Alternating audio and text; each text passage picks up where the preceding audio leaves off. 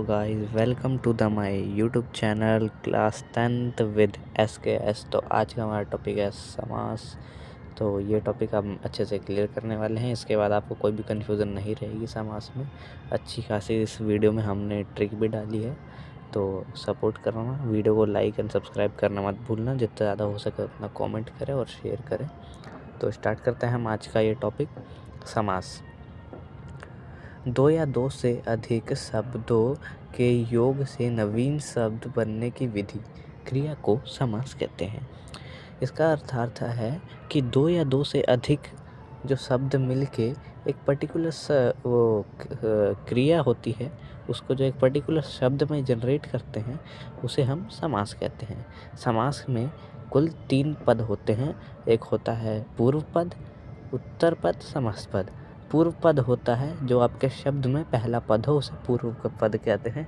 जैसे कि हम लोग यहाँ देख सकते हैं कि इसमें जो शिव है, शिव हमारा पूर्व पद है, जो कि शिव भक्त में पहला पद है। उत्तर पद में भक्त है, जो कि समस्त पद में दूसरा पद है। दूसरे पद को हम लोग उत्तर पद कहते हैं। और जब इन दोनों पदों को जोड़ दिया जाता है, तब जो पद बनता है वो बनता है हमारा समस्त पद, जो कि हमारा समास होता है। तो पहला पद पूर्व पद होता है, दूसरा पद उत्तर पद होता है। दोनों पद का समूह समस्त पद होता है। समास के जो भेद हैं, समास के 6 भेद होते हैं। पहला है अव्ययी भाव, दूसरा है तत्पुरुष समास, तीसरा है द्विगु समास, चौथा है द्वंद्व समास, पांचवा है कर्मधारय समास, और छठा और हमारा जो आखिरी समास का भेद है वो है बहुव्रीहि समास। तो अब हम इन जो समास के भेद हैं इन्हें अच्छे से समझते हैं, क्योंकि पेपर में काफ़ी ज़्यादा आता है ये भेद।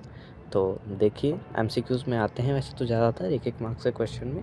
इससे हमारे पेपर में टोटल 5-6 मार्क्स के क्वेश्चंस आते हैं। तो पहला है अव्ययी भाव समास।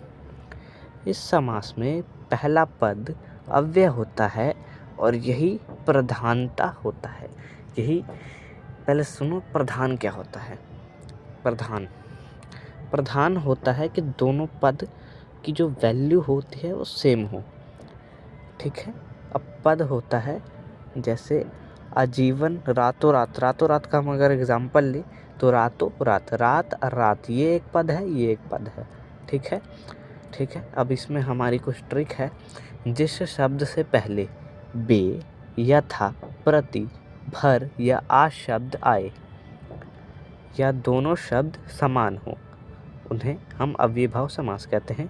ये याद कर लेना, ये ज़्यादातर आता है बे, यथा, प्रति, भर या आ शब्द आए, या फिर इसमें अगर कोई उपसर्ग आता है, शुरुआत में कोई उपसर्ग लगता है तो वही, तो उसे भी हम अव्ययीभाव समास कह सकते हैं। जैसे रातों रात, हाथों हाथ, घर घर। ये क्या है, दोनों शब्द समान हैं और बार बार रिपीट हो रहे हैं। ठीक है। और ये और भी उदाहरण है। आ का एक चीज़ नोटिस करना कि आ में हमेशा आजीवन, आमरण, यही दो शब्द अव्ययी भाव होता है। अगर यहाँ होगा आजकल तो अव्ययी भाव समास नहीं कहलाएगा। इसमें बस 2 ही शब्द के होते हैं, इसका अच्छे से ध्यान रखना। ठीक है। और ये जो हमारी ट्रिक है इसे अच्छे से याद रखना, ये तो हमेशा होता ही होता है। इसका उदाहरण है यथाशक्ति, यथा जमा शक्ति, यथा संभव, यथा क्रम। यहाँ शुरुआत में यथा है, उपसर्ग है, तो ये अव्ययी भाव हो गया। बेअसर, बेसब्र, ऐसे ही अनेक उदाहरण हैं जो कि आप लोग देख सकते हैं। यहाँ है हमारा दूसरा द्विगु समास। यह समास जिसका पहला पद संख्यावाची और दूसरा पद प्रधान हो तो उसे द्विगु समास कहते हैं। इसका मतलब है कि जो द्विगु समास होता है उसका जो पहला पद है वो संख्यावाची हो और दूसरा पद प्रधान हो, दूसरे पद की प्रधानता हो, उसकी वैल्यू हो, वो एक तरीके का मालिक हो। तो यहाँ जब हम देख सकते हैं कि द्विगु समास में, ये हमारी ट्रिक है, द्विगु समास में संख्या की प्रधानता होती है। जैसे हम उदाहरण के तौर पे देखें, पंचमूली। इसमें क्या है, मूली, मूली। मूली का मतलब आप सब्जी वाली मूली मत समझना, मूली है ये। मूली का अर्थ है इसमें मूलों का। तो इसमें यह है पंचमूली, 5 मूलों का समूह।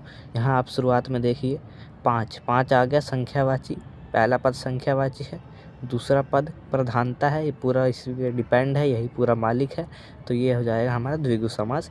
नवरत्न, नौ रत्नों का समूह, नवरात्रियों का समूह, नौ ग्रहों का समूह। इन सब में देख सकते हैं हमारा पहला जो है वो हमेशा द्विगु समास की तरह ही है। मतलब द्विगु समास में जो होता है पहला पद हमेशा संख्यावाची होना चाहिए। अगर पहला पद संख्यावाची है तो यह हमारा हमेशा द्विगु ही समास होगा। अब जो है हम लोग इसके तीसरे भेद पे आते हैं, जो कि है द्वंद्व समास। वह समास जिसका प्रथम पद तथा द्वितीय पद दोनों ही प्रधान हो उसे द्वंद्व समास कहते हैं। मतलब कि द्वंद्व समास होता है वह समास होता है जिसका प्रथम पद और द्वितीय पद दोनों प्रधान हो, यानी कि दोनों मालिक हो, दोनों की वैल्यू सेम हो।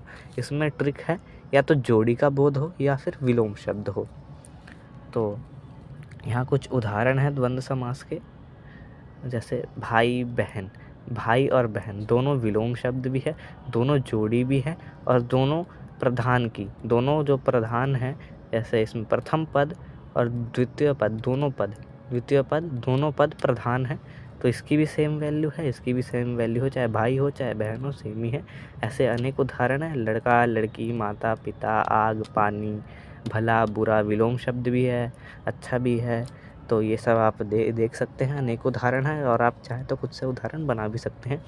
यहाँ है तत्पुरुष समास, वह समास जिसमें दूसरा पद प्रधान हो तो उसे तत्पुरुष समास कहते हैं। ये ऐसा समास होता है जिसमें दूसरा पद प्रधान हो, जिसमें पूरा ये जो होगा हमारा समस्त पद वो दूसरे पद पे ही डिपेंड होगा, वही मालिक होगा। अब लाठी चोर की कोई एक बार को वैल्यू होती है, लेकिन क्या लाठी की कोई वैल्यू होती है? नहीं होती, इसलिए इसमें दूसरा पद प्रधान होता है। ये उदाहरण है। इसे पहचानने के लिए ये हमारी ट्रिक के तौर पे कारक होते हैं विभक्ति चिन्ह, जो कि आपने पढ़ा होगा तो अच्छी बात है, नहीं तो कर्ता ने, कर्म को, करण से, संप्रदान के लिए, आपादान से, संबंध का, के, की, ऐसे करके होता है। आपादान में पर, संबोधन है, अरे, ये कारक चिन्ह है। ये कारक चिन्ह आपको अगर समस्त पद का विग्रह करने पर जहाँ भी दिख जाए, आप बसाक बन करके कह दीजिएगा कि वह तत्पुरुष समास है। लाठी चोर, लाठी को चुराने वाला। जेब कतरा, जेब को कतरने वाला। को देखिए, को यहाँ देखिए को है, ये क्या है? कारक का चिन्ह है। पाठशाला, पाठ के लिए शाला, ये रहा पाठ के लिए शाला। रसोई घर, रसोई के लिए घर। कार्य कुशल, कार्य में कुशल, कार्य में कुशल। ऐसे हम लोग अनेक उदाहरण देख सकते हैं। लोकप्रिय, लोगों में प्रिय। ऐसे करके अगर हम उसका विग्रह करेंगे तो उसमें से हमें बीच में कुछ ना कुछ कारण विभक्ति चिन्ह मिलेगी, जिससे कि हम इसका पहचान कर सकते हैं। वो हमारा पांचवा जो भेद आने वाला है वो है कर्मधारय समास। यह समास जिसमें एक पद विशेषण तथा दूसरा पद विशेष्य होता हो उसे कर्मधारय समास कहते हैं। इसमें आपको कुछ समझ आया? देखिए, सबसे पहले तो समझ आना चाहिए वह समास, सबसे पहले डेफिनेशन पढ़िए आप। वह समास जिसमें एक पद विशेषण तथा दूसरा पद विशेष्य। विशेषण क्या होता है ये आप सभी को पता है, जो संज्ञा एवं सर्वनाम की विशेषता बताए उसे हम विशेषण कहते हैं। जैसे हम ले सकते हैं कि राम बहुत अच्छा बच्चा है, तो राम क्या है? संज्ञा है, और अच्छा क्या है? उसकी विशेषता है, तो ये क्या हो गया? विशेषण हो गया अच्छा, ठीक है। और विशेष्य, तो जो अभी मैंने बताया कि राम अच्छा बच्चा, विशेष्य होता है कि किसकी विशेषता बताई जा रही है। ऐसे राम अच्छा बच्चा है तो उसमें विशेष्य क्या कौन होगा? राम होगा, क्योंकि उसमें राम की ही विशेषता बताई जा रही है। इसमें ट्रिक वही है कि विशेषता बताने वाले शब्द को कर्मधारय समास कहते हैं, यही हमारी ट्रिक है। उदाहरण है काली मिर्च। मिर्च का जो ये मिर्च है, मिर्च की विशेषता कौन बता रहा है? जो ये मिर्च है, मिर्च की विशेषता क्या है? काली है, काली है। ये क्या हो गया? हमारा विशेषण हो गया। काली क्या हो गया? हमारा विशेषण हो गया। मिर्च क्या हो गया? हमारा विशेष्य हो गया। तो ये चीज़ नोटिस हम लोग करेंगे कि जिसकी भी विशेषता बताए वही। नील कमल, नीला है जो कमल, कमल क्या है? विशेष्य है। नीला क्या है? विशेषण है। ऐसे ही पता चल रहा है, बड़ा ही ईजी सा समास है ये। पीताम्बर, पीत यानी कि पीला है जो आंबर, अंबर, ठीक है। आंबर मतलब होता है कपड़ा, ठीक है। पीला है जो अंबर, ये वैसे श्री कृष्ण जी के लिए भी होता है, तो इसे भी थोड़ा ध्यान रखिएगा। पीताम्बर पीला है जो अंबर। नील गगन, नीला है जो गगन। गगन क्या होगा? गगन हो जाएगा हमारे विशेष्य और नीला हो जाएगा उसका विशेषण। तो ये ट्रिक हमेशा ध्यान रखिएगा, तो आपको इसके बाद कोई सी भी दिक्कत नहीं आएगी समास में। बहुव्रीहि समास, वह समास दोनों पद अप्रधान हो तो वह बहुव्रीहि कहलाते हैं। अगर इतनी देर से हमने इतने भेद पढ़े, उसमें था कि या तो पहला पद प्रधान था या दूसरा पद प्रधान था या तो दोनों ही पद प्रधान थे, पर ये एक ऐसा इकलौता समास का भेद है जिसमें दोनों पद ही अप्रधान होते हैं, ठीक है। तो इसका पहचानने का कारण है, वो पहचानने की जो ट्रिक है वो है देवी देवता आदि या शब्द का किसी तीसरे के बारे में बता रहा हो, ठीक है। तो इस शब्द का किसी तीसरे को, या तो इसमें हमारे देवी देवताओं की बात हो, या फिर जो हमारा शब्द है, जो हमारा समस्त पद है, जो ये हमारा समस्त पद है, ये किसी तीसरे व्यक्ति की तरफ हमें इशारा दे रहा हो। जैसे हम उदाहरण के तौर पर समझते हैं दशानन, 10 मुख हैं जिनके, अर्थात रावण। दशानन क्या है? समस्त पद है, ठीक है। 10 क्या है? अब इससे कंफ्यूज मत होना कि 10 क्या है। 10 तो आपने कहा था कि द्विगु है, जिसका पहला पद पद संख्यावाची है, उसमें भी पहला पद संख्यावाची है। लेकिन जब हम इस पूरे समस्त पद को पढ़ रहे हैं, इस पूरे शब्द को पढ़ रहे हैं, तो यह हमें किसी तीसरे व्यक्ति के बारे में बताता है, इसलिए यह बहुव्रीहि समास कहलाता है। उदाहरण के तौर पे हम देख सकते हैं नीलकंठ, नीला है कंठ जिनका, नीला है जिनका कंठ अर्थात शिव। लंबोदर, लंबा है उदर जिनका, अर्थात गणेश जी। गिरिधर, गिरी को धारण करने वाला, अर्थात कृष्ण। महावीर, महान है जो वीर, अर्थात महावीर।